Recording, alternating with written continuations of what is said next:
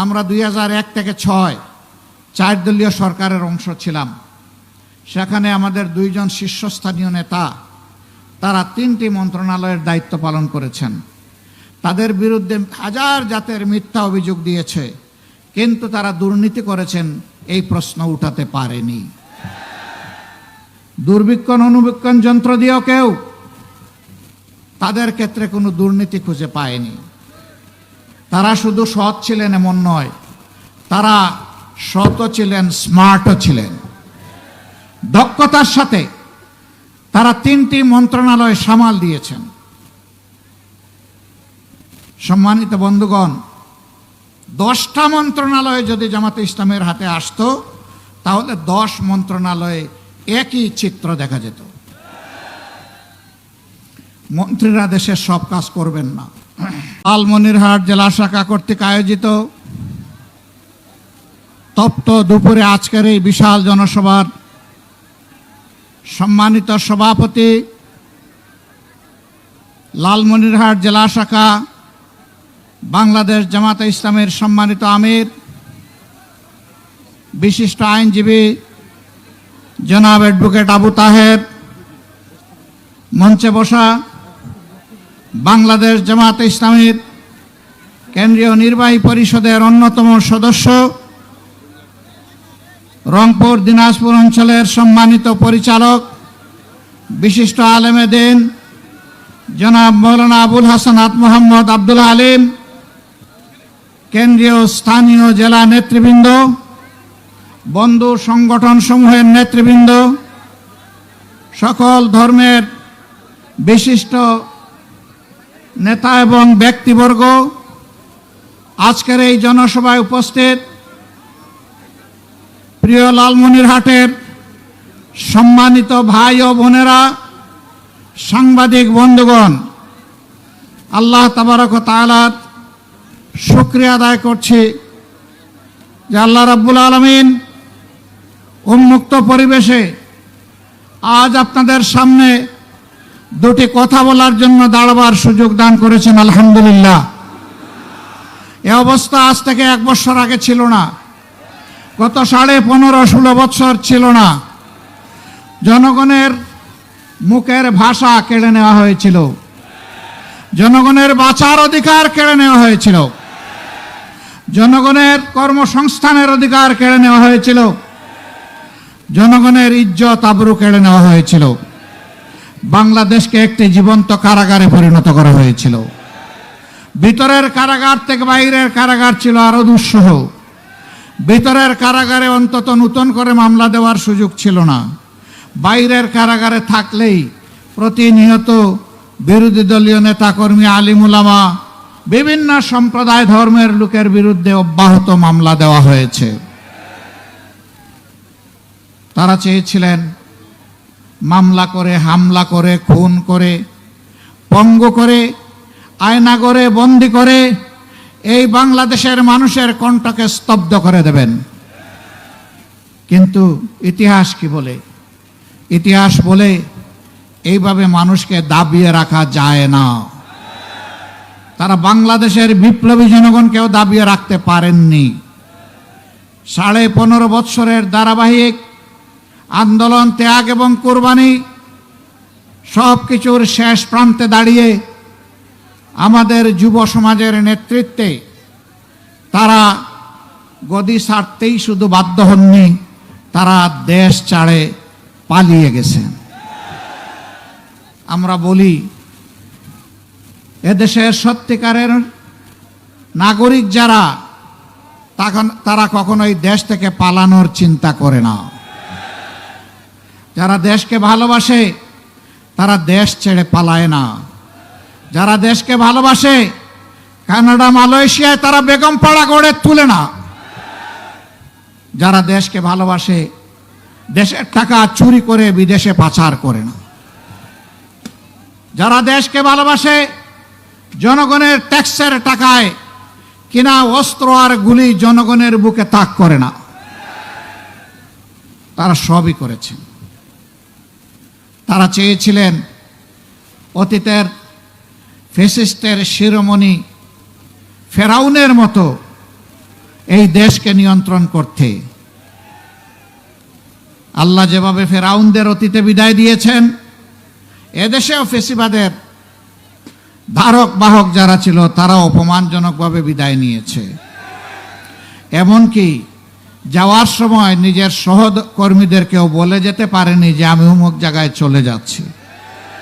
তারা আক্ষেপ করে বলেছে এমন একটি দল করলাম, নিরাপদে তিনি চলে গেলেন, কিন্তু আমাদের কি হবে তা বলে গেলেন না। এমন রাজনীতি বড় লজ্জার রাজনীতি। এই দল যারা করতেন, সরকারের ইশারা ইঙ্গিতে যারা মানুষের উপর জুলুম করেছেন, আশা করি তারা এখন বুঝতে পেরেছেন জনগণের বিপক্ষে দাঁড়িয়ে কখনো কেউ পার পায় না। আপনারা জানেন এই সরকার ক্ষমতায় আসার পরে এদেশের 18 কোটি মানুষের উপরেই তাণ্ডব চালিয়েছিল। শুরু করেছিল জামাতে ইসলামীকে দিয়ে, তার আগে শুরু করেছিল সেনাবাহিনীকে দিয়ে, শেষ করেছে জামাতে ইসলামীকে দিয়ে।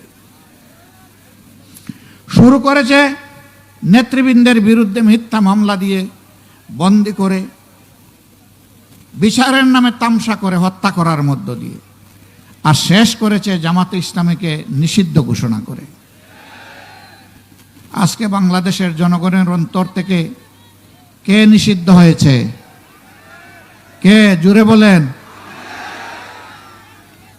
এখন তো আর বাপ বেটা দুপুরবেলা একই টেবিলে বসে খাবার খাচ্ছে, সেখান থেকে তাদেরকে ধরে নিয়ে বলেছে তারা রাষ্ট্রের বিরুদ্ধে ষড়যন্ত্র করছিল। সেই আশঙ্কা এখন তো নেই। তাহলে গলা ঝেড়েই বলুন, এরা কারা? এরা ফ্যাসিস্ট। সম্মানিত ভাইয়েরা, ফ্যাসিবাদীদের পতন হয়েছে, কিন্তু ফ্যাসিবাদ এখনো বিদায় নেয় নাই। আমরা তো ফ্যাসিবাদীদেরও পতন চেয়েছি, ফ্যাসিবাদেরও পতন চেয়েছি। এই ফ্যাসিবাদের কুখাসলতগুলো এখনো বাংলাদেশে রয়ে গেছে। এখনো বাংলাদেশের মানুষ এক শ্রেণীর রাজনৈতিক কর্মী নামের যারা কলঙ্ক, তাদের হাতে এখনো নির্যাতিত হচ্ছে। রাস্তাঘাটে, ফুটপাতে, ব্যবসা প্রতিষ্ঠানে, মিল ফ্যাক্টরি, ইন্ডাস্ট্রিতে, পরিবহন সেক্টরে, সর্বত্র তারা ভয়াবহ চাঁদাবাজের তাণ্ডবে তারা অতিষ্ঠ। হ্যাঁ, ইতিমধ্যে জনগণ প্রতিরোধ করতে শুরু করেছে। জনগণের ধৈর্যের বাঁধ ভেঙে গেছে। আমরা এই সংগ্রামী জনগণকে অভিনন্দন জানাই এবং আশ্বস্ত করি, চাঁদাবাজ দখলদারদের বিরুদ্ধে আমরা একসাথে এগিয়ে যাব ইনশাআল্লাহ। আমরা এই দেশের মানুষের নিরাপত্তা নিশ্চিত দেখতে চাই। রাষ্ট্রের এটি দায়িত্ব। এমন একটি রাষ্ট্র কাঠামো উপহার দেওয়ার জন্যে দায়িত্বশীল সৎ মানুষের বড় প্রয়োজন। বাংলাদেশ জামাতে ইসলামী যুগ যুগ ধরে সেই মানুষগুলাই তৈরি করার চেষ্টা করে যাচ্ছে। আমার প্রিয় সহকর্মী বলেছেন, আমরা 2001 থেকে 6 4 দলীয় সরকারের অংশ ছিলাম। সেখানে আমাদের 2 জন শীর্ষস্থানীয় নেতা, তারা 3টি মন্ত্রণালয়ের দায়িত্ব পালন করেছেন। তাদের বিরুদ্ধে হাজার জাতের মিথ্যা অভিযোগ দিয়েছে, কিন্তু তারা দুর্নীতি করেছেন এই প্রশ্ন উঠাতে পারেনি। দুর্বীক্ষণ অনুবীক্ষণ যন্ত্র দিয়েও কেউ তাদের ক্ষেত্রে কোনো দুর্নীতি খুঁজে পায়নি। তারা শুধু সৎ ছিলেন এমন নয়, তারা সৎও ছিলেন, স্মার্টও ছিলেন। দক্ষতার সাথে তারা 3টি মন্ত্রণালয় সামাল দিয়েছেন। সম্মানিত বন্ধুগণ, 10টা মন্ত্রণালয় যদি জামাতে ইসলামের হাতে আসতো, তাহলে 10 মন্ত্রণালয়ে একই চিত্র দেখা যেত। মন্ত্রীরা দেশের সব কাজ করবেন না। কাজ করার জন্য কর্মকর্তা কর্মচারীরা আছে, তাদেরকে তারা নেতৃত্ব দিবেন, দিক নির্দেশনা দিবেন। আমার হাতের 10 আঙ্গুল পরিষ্কার, তোমাদের হাতের একটা আঙ্গুলও আমরা অপরিষ্কার দেখতে চাই না। পাশাপাশি এই রাষ্ট্রের অগ্রগতি উন্নয়নে, শৃঙ্খলা বিধানে যারা কর্মকর্তা কর্মচারী হিসেবে দায়িত্ব পালন করবে তাদেরকেও সম্মানের জায়গা নিশ্চিত করে দিতে হবে। তাদেরকেও সম্মানজনক বেতন ভাতা দিতে হবে, যাতে এই সম্মানজনক বেতন ভাতায় তারা সন্তুষ্ট হয়ে তাদের সমস্ত যোগ্যতা উজাড় করে দেশের জন্য কাজ করে। আপনি একজন পুলিশকে বেতন দিবেন 22,000 টাকা, তার ঘর ভাড়া মিনিমাম 15,000, ও বাঁচবে কেমনে? কর্মচারী কর্মকর্তাদেরকে তাহলে রাষ্ট্রই বাধ্য করছে দুর্নীতি করতে। আমরা এমন একটি দেশ করতে চাই যাদেরকে সম্মানজনকভাবে সকল পেশায়, সকল শ্রেণীতে ইনশাআল্লাহ পুনর্বাসিত করা হবে। বিশেষ করে আমরা স্বপ্ন দেখি আমাদের তরুণ তরুণীদেরকে নিয়ে, যুবক যুবতীদেরকে নিয়ে, যাদের হাতে আমরা বাংলাদেশ তুলে দিতে চাই। আমরা তাদের জন্য এমন শিক্ষা ব্যবস্থা গড়ে তুলব ইনশাআল্লাহ, যেই শিক্ষা ব্যবস্থা দেশের প্রত্যেকটি মানুষকে সম্মান করতে শেখাবে, ভালোবাসতে শেখাবে। যেই শিক্ষা স্মরণ করিয়ে দিবে আজ তোমার এখানে আসার পিছনে দেশের প্রত্যেকটি মানুষ, এমনকি রাস্তার একজন ভিক্ষুক ভাই কিংবা বোনের অবদান রয়েছে। তাদের সকলের অবদানের ফসল আজকে তোমার মেধার এই বিকাশ। অতএব তাদের ঋণ তোমাকে পরিশোধ করতে হবে। এখন যারা শিক্ষিত হচ্ছেন তারা নিজ নিজ জায়গায় নিজেকে রাজা মনে করেন আর বাকিদেরকে প্রজা মনে করেন। এই মানসিকতা ত্যাগ করতে হবে। তারা শুধু নৈতিক শিক্ষায় উজ্জীবিত হবেন না, তারা বৈষয়িক শিক্ষায়ও চরম উৎকর্ষ সাধন করবেন। শিক্ষার পাঠ চুকানোর সাথে সাথে তাদের হাতে রাষ্ট্র তাদের কাজের সুযোগ তুলে দেবে। এখন সার্টিফিকেট হাতে নিয়ে, বান্ডিল বগলে নিয়ে এই অফিস থেকে ওই অফিস হন্যে হয়ে দৌড়ায়। শেষ পর্যন্ত কারো কারো অবস্থা কোথাও বেঁচে থাকার ঠাঁই হিসাবে সামান্য একটু চাকুরি না পাওয়ার কারণে বিভ্রান্ত হয়ে শেষ পর্যন্ত নিজেকে আত্মহত্যার দিকে ঠেলে দেয়। আমরা এই চিত্র আর বাংলাদেশে দেখতে চাই না। আমরা চাই প্রত্যেকটি নাগরিকের হাত হবে এই দেশ গড়ার কারিগরের হাত। একজন কৃষক মাঠে ফসল ফলাবেন সর্বোচ্চ বৈজ্ঞানিক প্রযুক্তি প্রয়োগ করে। পরিশ্রম হবে সহনীয়, উৎপাদন হবে অভাবনীয়। আবার উৎপাদিত দ্রব্য তার মার্কেট প্রাইস নিশ্চিত করে কৃষককে উৎসাহিত করতে হবে। যে সমস্ত কৃষি পণ্য তৈরির পর, উৎপাদনের পর নষ্ট হয়ে যাওয়ার, পচে যাওয়ার আশঙ্কা থাকে, জায়গায় জায়গায় সেখানে কৃষি পণ্য সংরক্ষণাগার গড়ে তুলতে হবে এবং রাষ্ট্রকে তার পূর্ণ সহযোগিতা দিতে হবে, পৃষ্ঠপোষকতা করতে হবে। আমাদের মায়েরা, আমাদের বোনেরা, আমাদের মেয়েরা একই শিক্ষায় তারা শিক্ষিত হবে। তাদের হাতগুলো দক্ষ কারিগরের হাত হিসাবে গড়ে তোলা হবে। যারা কর্মক্ষেত্রে প্রবেশ করতে আগ্রহী তাদেরকে তাদের যোগ্যতার ভিত্তিতে উপযুক্ত জায়গায় কাজ তৈরি করে দেওয়া হবে। বর্তমানেও তারা কাজ করেন। সংসারের প্রয়োজনে, নিজের মেধার সুক্রিয়া আদায় করার জন্যে, কিন্তু দুটি জিনিসের বড় অভাব। তাদের জন্য সামাজিক কোনো নিরাপত্তা বলয় গত 54 বছরে সরকারগুলো দিতে পারে নাই। তারা ইনশাআল্লাহ স্বপ্নের আগামীর বাংলাদেশে কাজ করবেন, যেখানে তারা মর্যাদা এবং নিরাপত্তা দুটোই পাবেন। এখন তাদের মর্যাদা এবং নিরাপত্তা এই সমাজে স্বীকৃত নয়। অনেকে বলে জামাতে ইসলামী ক্ষমতায় গেলে মহিলাদেরকে কর্মক্ষেত্রে প্রবেশ করতে দিবে না। এটি সঠিক নয়। আল্লাহ রসুল সাল্লাল্লাহু আলাইহি সাল্লাম জীবনের সবচেয়ে কঠিন কাজ যুদ্ধে, সেখানেও নিজ স্ত্রীগণ এবং মহিলাদেরকে সুযোগ করে দিয়েছিলেন যুদ্ধ করার জন্যে। মহিলারা যদি যোদ্ধা হতে পারে তাহলে সমাজের কোন কাজটা তারা করতে পারবে না? আমি আগেই বলেছি, সম্মানও নিশ্চিত করা হবে, আবার নিরাপত্তাও তাদের জন্য নিশ্চিত করা হবে। এখন ঘর থেকে বের হলে অভিভাবকদের বুক দুরু দুরু করে কাঁপে, যে সম্মান আর জীবন নিয়ে আমার মেয়ে, আমার মা, আমার বোন ঘর থেকে বের হয়েছে, একই সম্মান আর নিরাপত্তা নিয়ে আবার সে ঘরে ফিরে আসতে পারবে কিনা। রাসূল করিম সাল্লাল্লাহু আলাইহি সাল্লাম বলেছিলেন, এমন একটি রাষ্ট্র কোরআনের ভিত্তিতে আমি দুনিয়াবাসীকে উপহার দিয়ে যাব, সে যেই হোক, যে ধর্মের, যে বর্ণেরই হোক, একজন তম্বি তরুণী সানা থেকে হাজার মাইল, 4000 মাইল রাস্তা একাকী সে অতিক্রম করবে, কোন জালিমের চক্ষু তার দিকে তুলে তাকানোর সাহস করবে না।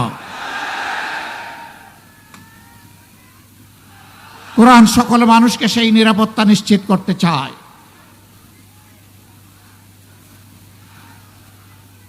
লালমনিরহাট জেলার সম্মানিত ভাই বোনেরা, কোরআনের এই নিরাপত্তা বলয় থেকে যুগ যুগ ধরে সুকৌশলে ষড়যন্ত্র করে এদেশের মানুষকে বঞ্চিত রাখা হয়েছে। এখন মানুষ জেগে উঠেছে। আজকে এখানে বসা অবস্থায় সনাতন ধর্মের একজন ভাই আমাকে একটা স্লিপ দিলেন। তিনি অনুরোধ করলেন, আপনি একটু বলবেন সনাতন ধর্মাবলম্বী আমরা যারা আছি তাদের জন্য যেন নিরাপত্তা আইন পাশ করা হয়। আমি আমার ভাইকে নিশ্চয়তা দিচ্ছি, কথায় নয় কাজে আমরা প্রমাণ করব, নিরাপত্তা সবাইকে দেওয়া হবে ইনশাআল্লাহ। আমাদের অতীত এবং বর্তমান কার্যকলাপ পর্যবেক্ষণ করুন। বিপদে আপনি আপনার পাশে আমাদেরকে পেয়েছেন, পাচ্ছেন, এবং আমরা আপনাদেরকে ওয়ারেন্টি দিচ্ছি, পাবেন ইনশাআল্লাহ। 5 তারিখের এই পরিবর্তনের পর একজন বন্ধু বলে গেছেন, আমরা পাশে দাঁড়িয়ে একজন চৌকিদার হিসেবে এই জাতির জন্য কাজ করেছি। আমরা আমাদের সহকর্মীদেরকে বলেছিলাম, জাতীয় জীবনের এই কঠিন মুহূর্তে আমাদেরকে কঠিন দায়িত্ব পালন করতে হবে। জানি বাড়ি বর্ষা, এও জানি কঠিন রোদ, এও জানি মশামাছি এবং পোকামাকড়ের উপদ্রব, এই কিছুকেই পাত্তা দেওয়া যাবে না। দিন রাত একাকার করে পাহারাদারের দায়িত্ব পালন করতে হবে। টানা 15 দিন আমরা জনগণের পাশে ছিলাম। আমরা যেমন মসজিদ পাহারা দিয়েছি, মন্দিরও পাহারা দিয়েছি, মঠও পাহারা দিয়েছি, আমরা চার্চও পাহারা দিয়েছি। কিন্তু আগামীতে এমন একটি দেশ চাই, কোনো প্রতিষ্ঠান পাহারা দেওয়ার প্রয়োজন হবে না। সমাজ এবং সরকার তার নিরাপত্তা নিশ্চিত করবে। সংখ্যালঘু সংখ্যাগুরু 53-54 বছর এই স্লোগান দিয়ে সমাজকে বিভক্ত করে, আমাদেরকে দুর্বল করে, আমাদেরকে মুখামুখি লাগিয়ে রাখা হয়েছিল। যারা সংখ্যালঘু বলে আমাদের ভাই বোনদের জন্য মায়া কান্না করছেন, আমি দেশবাসীকে আহ্বান জানাবো, গত ফ্যাসিস্ট আমলে রংপুরের মৎস্যপল্লীতে, দিনাজপুরের সাঁওতালপল্লীতে, ব্রাহ্মণবাড়িয়ার নাসিরনগরে, হিন্দুপল্লীতে কারা হামলা চালিয়েছিল, লুটপাট করেছিল, ভাঙচুর করেছিল, অগ্নিসংযোগ করেছিল, কারা গরু ছাগল চুরি করেছিল, আপনারা দেখার চেষ্টা করুন। আমি নিশ্চয়তা দিয়ে বলছি, যারা বেশি মায়া কান্না করেছে তারাই অপকর্মগুলা করেছে। সারা বাংলাদেশের একই চিত্র। এরা আমাদের বিরুদ্ধে বিসর্গার করে। আমরা স্পষ্ট ভাষায় বলতে চাই, আমরা আল্লাহকে ভয় করি। আমরা কারে ভয় করি?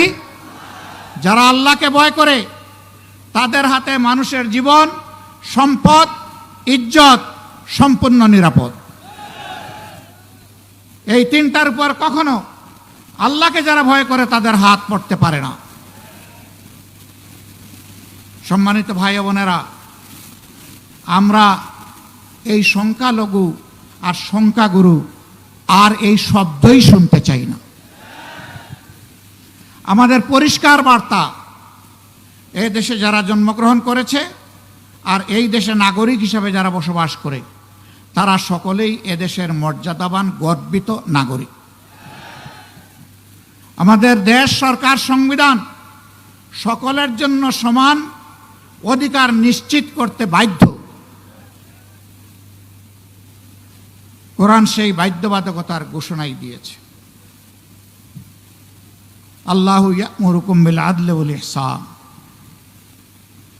আল্লাহ তোমাদেরকে নির্দেশ দিচ্ছেন, তোমরা সমাজে ন্যায় বিচার কায়েম করো এবং মানুষের প্রতি সম্মান প্রদর্শন করো।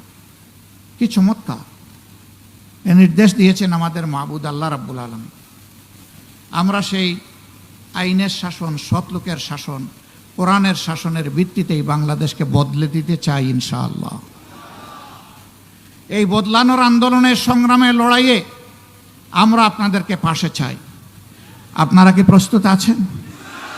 এখানে 10-12টা ন্যায্য দাবি আর্টিকুলেটেড করা হয়েছে রংপুরের জনসভার জন্য। এর মধ্যে 1 নম্বর দাবি হচ্ছে, বাংলাদেশের বুকে আমরা চিরতরে ফ্যাসিবাদ নির্মূল করতে চাই, নির্মূল হয়েছে দেখতে চাই। 2 নম্বর দাবি হচ্ছে, উত্তর জনপদের প্রিয় নেতা, কলিজার টুকরা এটিএম আজহারুল ইসলাম দুঃখজনকভাবে ফ্যাসিবাদের হাতে তিনি বন্দী হয়েছিলেন। এখন তিনি বন্দী কেন, জনগণ তা জানতে চায়। কবে তিনি মুক্ত হবেন, জনগণ তা শুনতে চায়। আমরা অনুরোধ করব, তার বিষয় নিয়ে কেউ ধানাই পানাই করবেন না। সসম্মানে আমাদের বুকে ফিরিয়ে দিন। বাকি জীবন অতীতের মতো তাকে জনগণের জন্য কাজ করতে দিন। আমার বিশ্বাস, তিনি ফিরে আসলে আগামীর দুর্নীতি, দুঃশাসন মুক্ত বাংলাদেশের তিনি গড়ার ক্ষেত্রে নেতৃত্ব প্রদান করবেন ইনশাআল্লাহ। রংপুরে আমরা এখনো কোনো জনসভা করি নাই, কর্মী সম্মেলন করি নাই। রংপুরের আশপাশ আমরা ঘুরে বেড়াচ্ছি। আমরা মহান রবের দরবারে আকুতি জানাই, রাব্বুল আলামিন এই জায়গাটা বাকি রেখেছি আমাদের ভাইয়ের সাথে আমরা জনসভা করার জন্য। তুমি এই আশাটুকু আমাদের পূরণ করে দাও। এখানকার লোকেরা অনেকগুলো ন্যায্য দাবি জানিয়েছেন। আমরা জানি বাংলাদেশ থেকে এটি একটি দূরবর্তী এলাকা, বর্ডার এলাকা। এই বর্ডার এলাকায় এই কেবল 2-3 দিন আগে আমাদেরই এক সন্তান হাসিনুর রহমান, সে একজন অতি সাধারণ শ্রমিক মানুষ, 1 ভাই 1 বোনের সংসার। বাড়িতে এসেছিল 5 দিন আগে, গিয়েছিল গবাদি পশুর জন্য সীমান্তের কাছাকাছি একটু ঘাস কাটতে। সেখানে বুকের উপর পা রেখে ঠান্ডা মাথায় গুলি করে তাকে খুন করা হয়েছে। খুন করে তার লাশটি টেনে হেসড়ে ওপারে নিয়ে যাওয়া হয়েছে।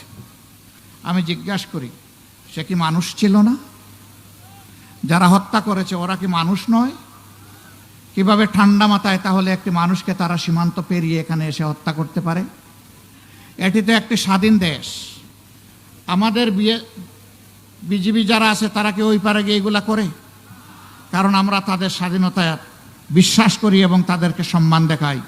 সেই সম্মানটুকু বাংলাদেশের জনগণের পাওয়ার অধিকার আছে।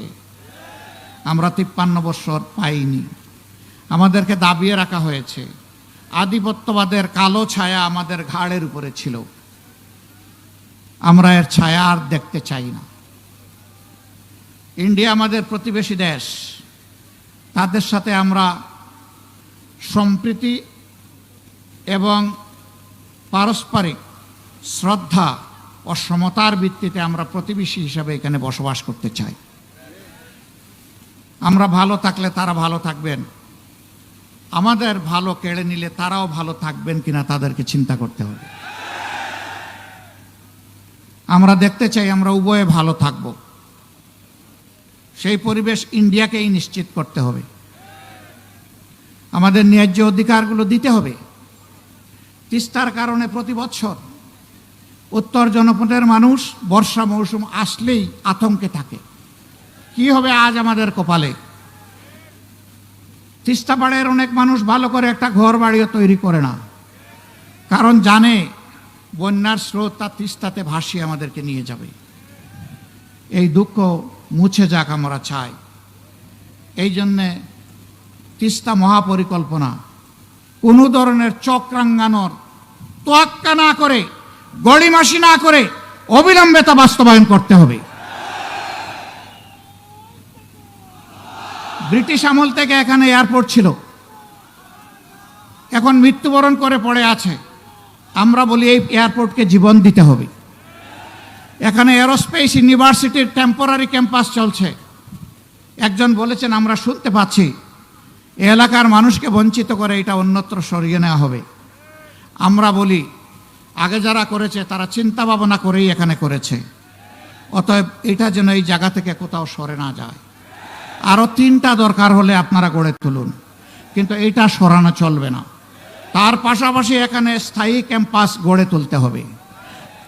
আর অস্থায়ী ক্যাম্পাসে চলুক এইটাও জনগণ দেখতে চায় না, কারণ অস্থায়ী থাকলে সবসময় একটা আতঙ্ক থাকবে, কখন জানি এটা হাইজ্যাক হয়ে যায়।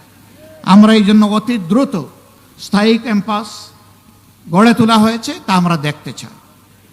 সম্মানিত ভাইয়েরা, এই এলাকা কৃষি প্রধান এলাকা। এখানে দাবি করা হয়েছে শিল্প কারখানা গড়ে তোলার জন্য শিল্পজোন প্রতিষ্ঠা করা। আমি বলবো হ্যাঁ, সেই শিল্প কারখানাটা হোক অ্যাগ্রো বেসড ইন্ডাস্ট্রি।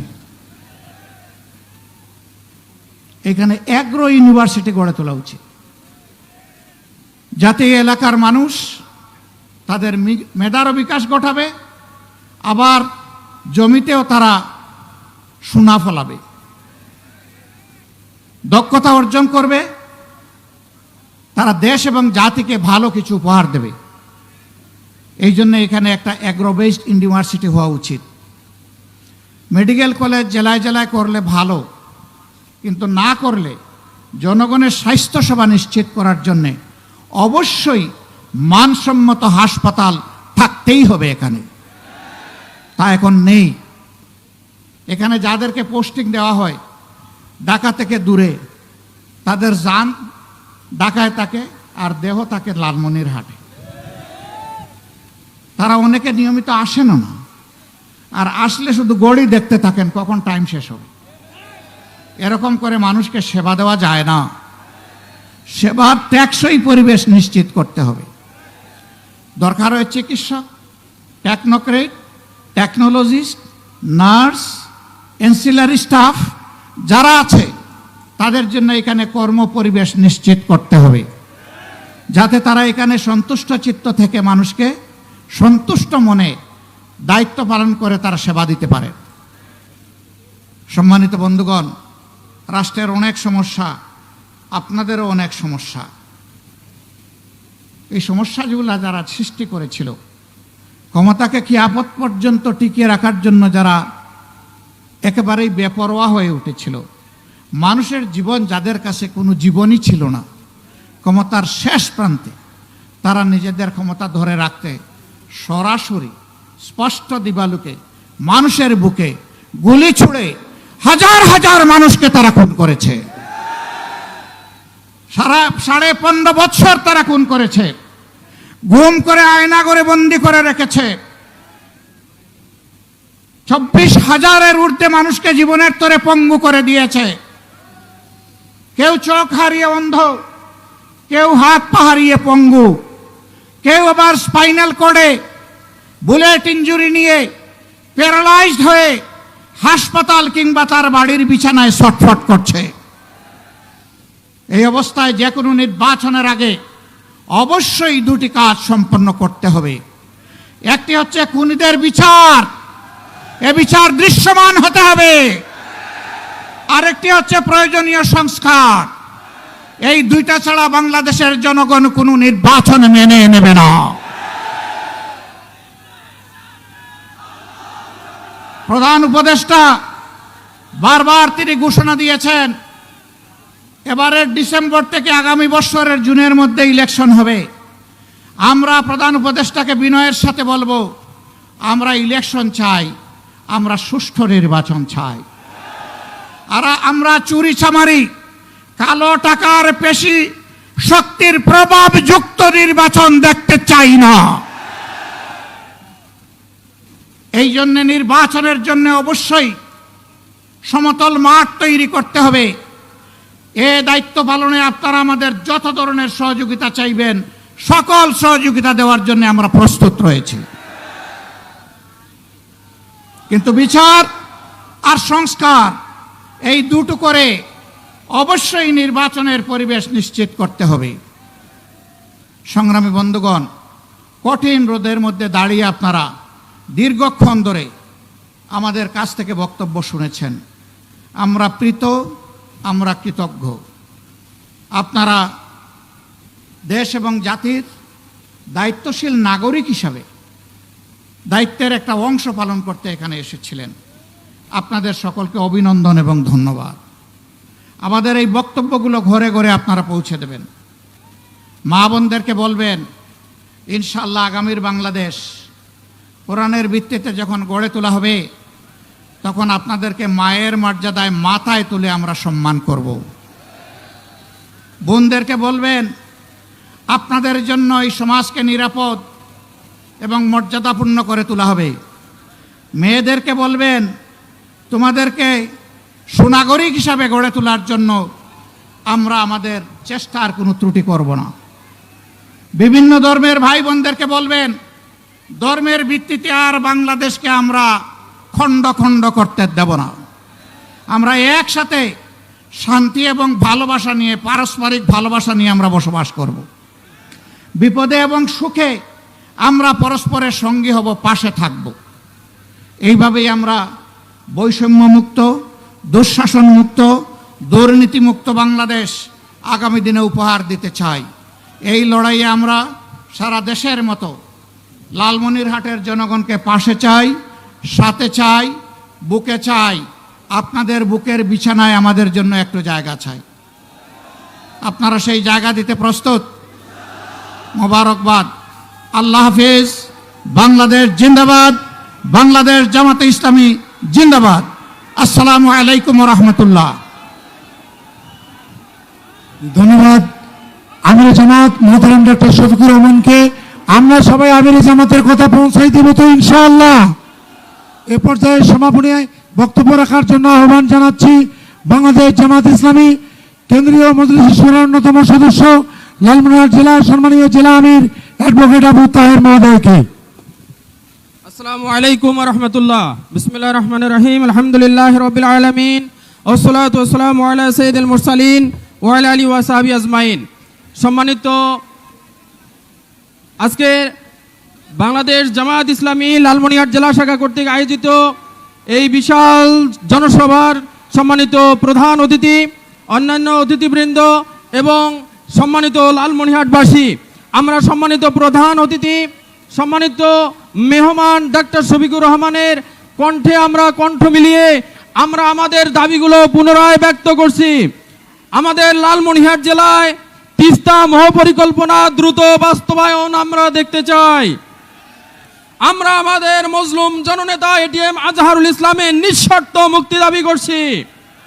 আমরা চীন মৈত্রী বাংলাদেশ এবং চীন মৈত্রী যে হাসপাতাল হওয়ার কথা, এটা বাংলাদেশে আমাদের এই লালমনিরহাটে স্থাপন করার জন্য জোর দাবি জানাচ্ছি। বুড়িমারি থেকে লালমনিরহাট হয়ে রংপুরের 4 লেন রাস্তা দ্রুত চালু করার জন্য আমরা অনুরোধ জানাচ্ছি। আমরা লালমনিরহাট জেলায় বিমানবন্দর দ্রুত চালু করার জন্য আমরা আহ্বান জানাচ্ছি। এভিয়েশন ইউনিভার্সিটির স্থায়ী ক্যাম্পাসের জন্য আমরা জোর দাবি জানাচ্ছি। আমরা মোগলহাটের স্থলবন্দর এটা চালু করার জন্য জোর দাবি জানাচ্ছি। আমরা দেশব্যাপী যে শিল্প বিপ্লব হচ্ছে তার অংশ হিসেবে লালমনিরহাট জেলায় অর্থনৈতিক জোন ঘোষণা করার জন্য আমরা জোর দাবি জানাচ্ছি। আমরা এই লালমনিরহাট জেলায় যেই সীমান্তে হত্যা হচ্ছে, এই হত্যা বন্ধ করার জন্য জোর দাবি জানাচ্ছি। ফ্যাসিস্ট আওয়ামী লীগ সরকারের যারা এখন পর্যন্ত আওয়ামী এবং দোসর আছে, তাদের বিচারের জোর দাবি জানাচ্ছি। সর্বোপরি আমরা বৈষম্যমুক্ত একটা রাষ্ট্র বিনির্মাণের জন্য প্রয়োজনীয় সংস্কার এবং নির্বাচনের দাবি জানিয়ে আজকে আমাদের এই সমাবেশ এখানেই সমাপ্তি ঘোষণা করছি। সম্মানিত উপস্থিতি, যারা হাতীবান্ধায় যারা যাবেন সেখানে সম্মানিত আমিরে জামাত, সেখানে সীমান্তে যিনি নিহত হয়েছেন হাসিনুর রহমান, তার ফ্যামিলির সাথে সাক্ষাৎ করার জন্য যাবেন। আপনারা হাতীবান্ধাবাসী সেই হাসিনুর রহমানের কবরের পাশে থাকবেন ইনশাআল্লাহ। সম্মানিত লালমনিরহাটবাসী, আজকে আপনারা এখানে উপস্থিত হয়ে এই বিশাল সভা সাফল্যমণ্ডিত সফল করার জন্য আপনাদেরকে কৃতজ্ঞতা ধন্যবাদ জানিয়ে আমরা আমাদের এই প্রোগ্রামের কার্যক্রম এখানেই সমাপ্তি ঘোষণা করছি। সুবহানাকাল্লাহুম্মা ওয়া বিহামদিকা আশহাদু আল্লা ইলাহা ইল্লা আনতা আস্তাগফিরুকা ওয়া আতুবু ইলাইক। আসসালামু আলাইকুম ওয়া রাহমাতুল্লাহ।